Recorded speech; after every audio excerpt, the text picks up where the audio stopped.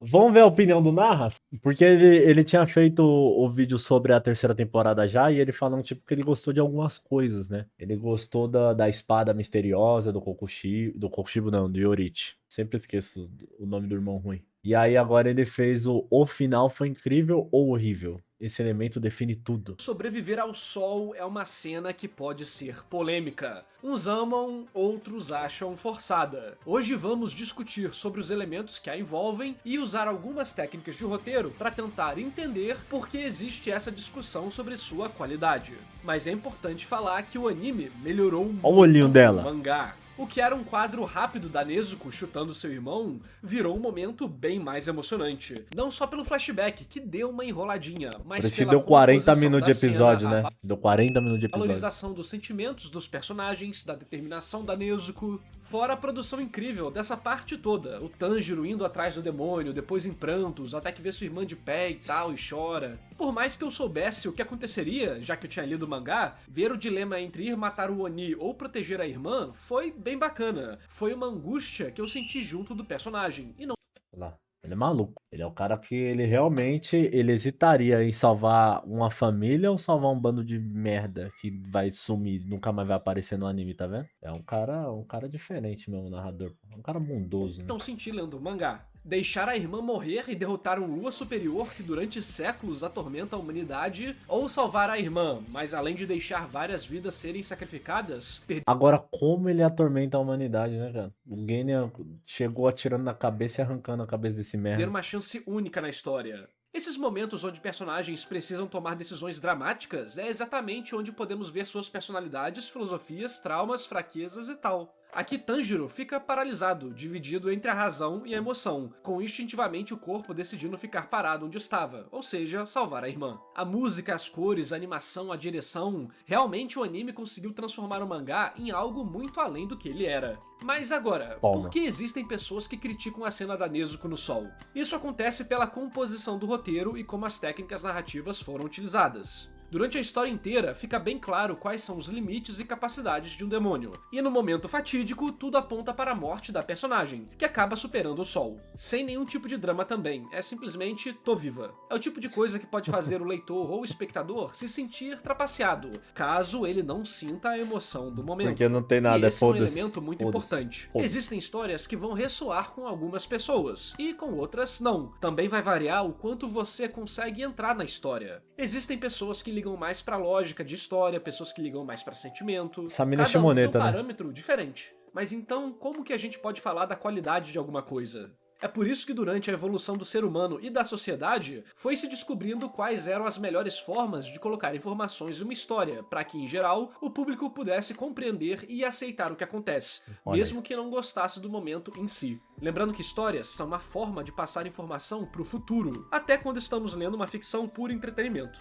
No final desse arco, acontece o ciclo de tentativa e falha, uma sequência de acontecimentos que parecem que vão resolver a história, mas acabam falhando. São esses episódios finais. Tenta matar o Oni número 4, mas aí ele se divide, faz um novo, aí tem que correr atrás do outro que ficou pequenininho e fugiu. Aí tentam matar ele fica gigante, não era o verdadeiro. Aí ele foge, o Tanjiro quase alcança, mas fica só, ele tem que fazer a decisão. Porém, se a vitória de toda essa confusão vem a partir de elementos inusitados que não foram preparados previamente, é comum que as pessoas fiquem incomodadas. O foda é que essa porra aí, ela queimou mais do que qualquer outro Oni no sol, né? O Ratengo não queimou desse jeito que nem ela. Na hora que saiu o sol, já apareceu a carne viva dela já. Ratengo não, Ratengo tá lá correndo sem cabeça lá atrás dos figurantes lá e foda-se. Lembrando que preparar é diferente de apresentar e que também é diferente de acabar com a surpresa. Quando acontece algo do nada que salva o protagonista de alguma forma ou resolve o problema, é como se fosse uma trapaça. Afinal, como eu, espectador, posso me emocionar se as coisas acontecem do nada e não parece ter um mérito do personagem, e sim uma coincidência. É por isso que existem vários outros elementos, tanto na direção do anime quanto no roteiro, que tentam suprir esse problema, e já já vamos falar deles. E por mais que coincidências e sorte existam na vida real, uma história não é a vida real, e funciona de forma bem diferente na verdade. A própria autora de Kimetsu no Yaiba sabe disso, tanto é que instantaneamente, após vermos a Nezuko aguentar o sol, ela nos explica por que isso está acontecendo, tentando justificar aquele momento. Se isolarmos as regras de escrita, fica claro que o momento é uma forma de evitar uma reação negativa de quem consome a história, de evitar que o espectador ou leitor fique com dúvidas pela quebra das regras essenciais da trama. Mas quando o acontecimento não tem preparação prévia prévia e a explicação vem depois, é considerado ruim se a gente utilizar as métricas padrões de como contar uma história, coisa que os autores da Shonen Jump e os editores deles sabem muito bem. Só que narrativa não é uma sequência de regras isoladas, e sim uma teia, tudo se conecta. Existe um balanço fino entre expectativa, apreensão e surpresa. Cada elemento cria uma sensação diferente em quem assiste ou lê. Esse é um momento óbvio onde a autora preferiu criar a surpresa, e com certeza funcionou com muita gente também. Ainda pra compensar a trapaça, por assim dizer, muito imbecil, a muito Nezuko imbecil. superar o sol não é apenas Tava uma chorando recompensa nessa hora aí. narrativa, mas também uma punição.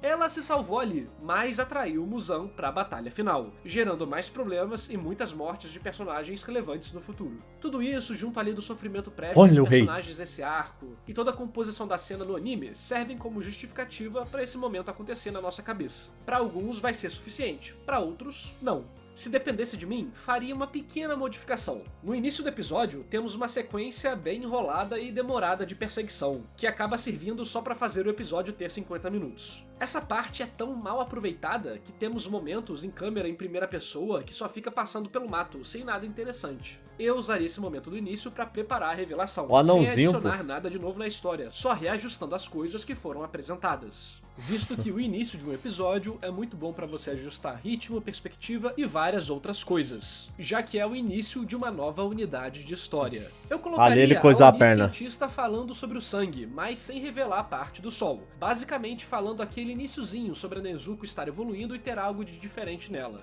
Aí voltaremos pra perseguição, tudo aconteceria igual aconteceu, e então a Nezuko iria sobreviver ao sol, com todo o drama que você viu. Então, assim como no anime, entraria a parte da cientista falando, mas dessa vez já indo direto pro fato dela conquistar o sol. Mais importante da batalha final é ela. A criar aquela sensação de tava tudo na nossa cara.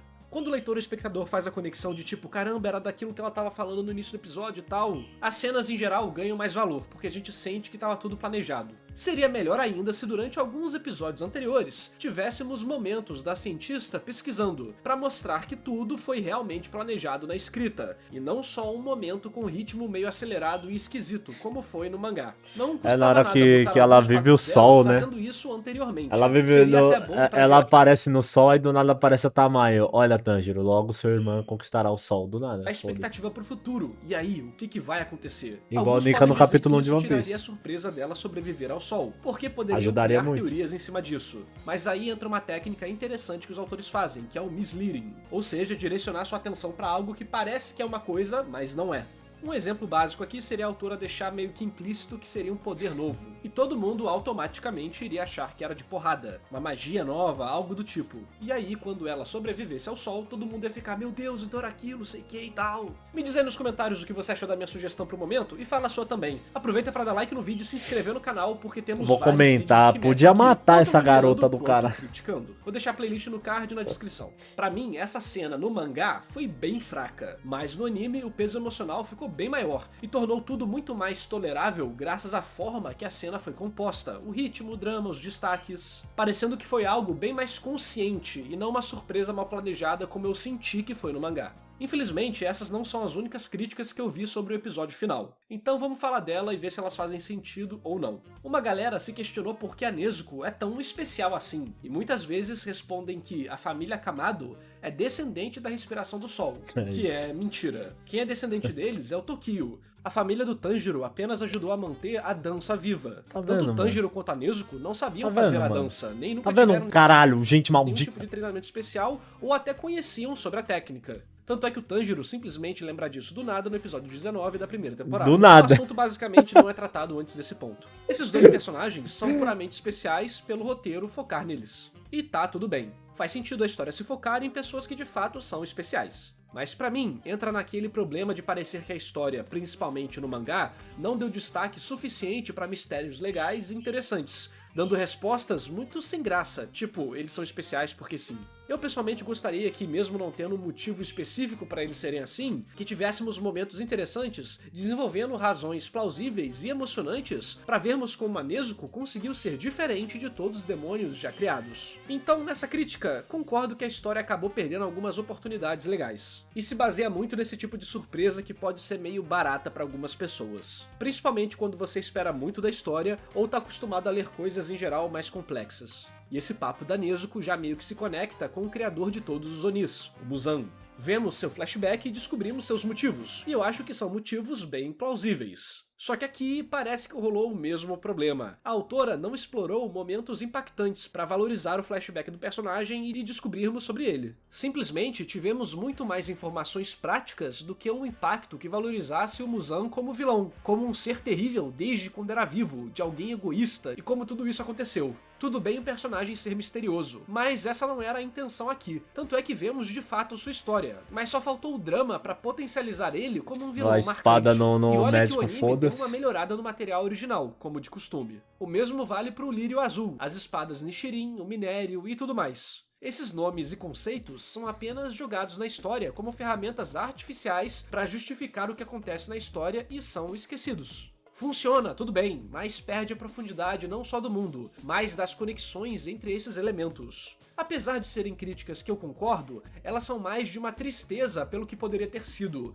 pelo que faltou e que parecia que teríamos, entende? Não é necessariamente algo que prejudica a história em si, mas que parece que não foi bem aproveitado. Isso não torna os momentos nem ruins nem chatos. Na minha visão, eles só deixariam tudo melhor. Mas pra mim, algumas pessoas, pode ter ficado meio sem tempero, sabe? Pra não ficar só concordando com as críticas, vi alguns comentários incomodados com o Tanjiro ter identificado que o Oni estava dentro do coração através do cheiro. Cara, eu discordo aqui. Pra mim, ele nem identificou com o cheiro, apesar de sim, ter todo um quesito de concentração, elevar seus sentidos e tudo mais. Na minha percepção, foi muito mais uma abstração visual pra identificar o que os seus instintos diziam. É Não que mesmo, ele né, mano? sentiu Porque, porra, sentiu o cheiro do coração. cheiro saindo do coração, mas sim que de acordo com tudo que ele sabe, tudo que ele viveu, tudo que ele lutou, lá era o local mais provável, era o que seu instinto dizia.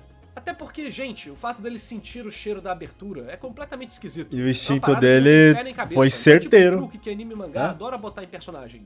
Ele é até útil em alguns momentos, tipo achar o demônio pequenininho, mas sentir o cheiro da abertura de um golpe? Cara, tenho nem o que falar sobre isso. Por esse motivo, eu não me incomodo com ele achar onde o demônio tava, lá no coração do outro. É simplesmente uma abstração pra experiência, concentração, instinto e por aí vai. Também reclamaram da espada sendo jogada, ou do Tanjiro conseguindo correr mesmo estando todo ferrado e tal. Não vejo nenhum problema Caralho, aqui. cara. Pô, tô gravando, mano. Do nada vem Uma parte foi ligação, preparada vem e todo apito. momento apela para o drama Porra. clássico desse tipo de história. Pode incomodar alguns, mas eu deixo passar. Na parte da escrita, tá tudo ok.